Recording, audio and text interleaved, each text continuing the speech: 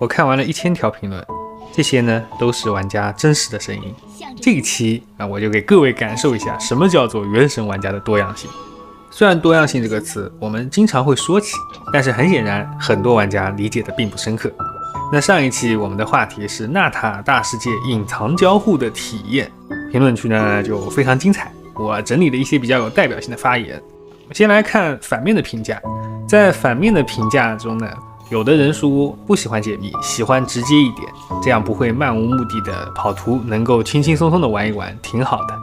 还有的玩家表达了对到期解谜的厌恶，也有喜欢挑事的，例如嘲讽一下龙王1006原石一定会扣回去，以及对于玩法的不屑。所以顺便说一下，已经有玩家统计了，其实 5.0 的原石数量反而比之前几个开门版本要更多一些。那还有部分玩家认为纳塔做的不够好，在交互上很麻烦，战斗的比例有些高，以及觉得奖励不匹配消耗的精力。更有部分玩家表示最喜欢的是须弥版本。然后是相对正面的评价，有的玩家觉得纳塔的改动增加了探索欲，有觉得像塞尔达或者宝可梦找到了隐藏宝箱会觉得自己很聪明，可以说是正反馈拉满。然后有个玩家评价太喜欢纳塔了，结果下面就是一条相反的评价，觉得纳塔太无聊了。这个对比确实还是蛮刺眼的。另外还有玩家表达了对到期解谜的赞美，可以说和我一样小众了。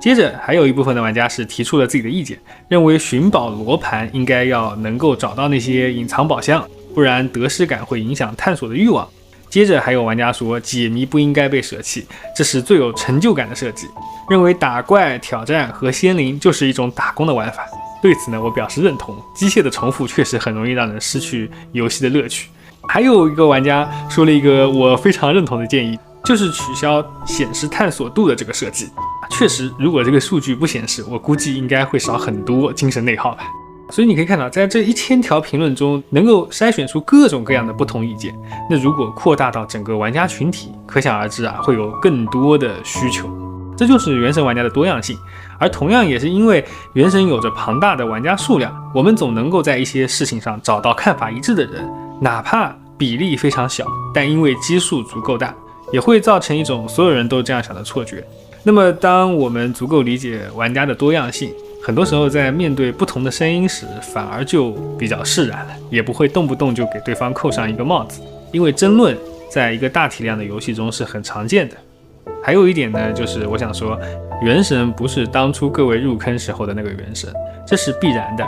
因为在游戏的发展过程中，除了制作组的决定性之外，玩家也会参与其中，各种反馈、意见、情绪都会成为影响游戏设计的因素。所以它越运营，你越会觉得它和当初入坑时不一样。变化是永恒的，但你没有办法控制它，永远符合你的喜好。就像我作为一个喜欢大世界解谜的玩家，其实是在逐渐失去这块内容。那让我失去这块内容的是制作组，也是每一位不喜欢解谜玩法的玩家。所以说你会发现，虽然原神是一款偏向单机的游戏，但是每个玩家也并非是孤立的存在。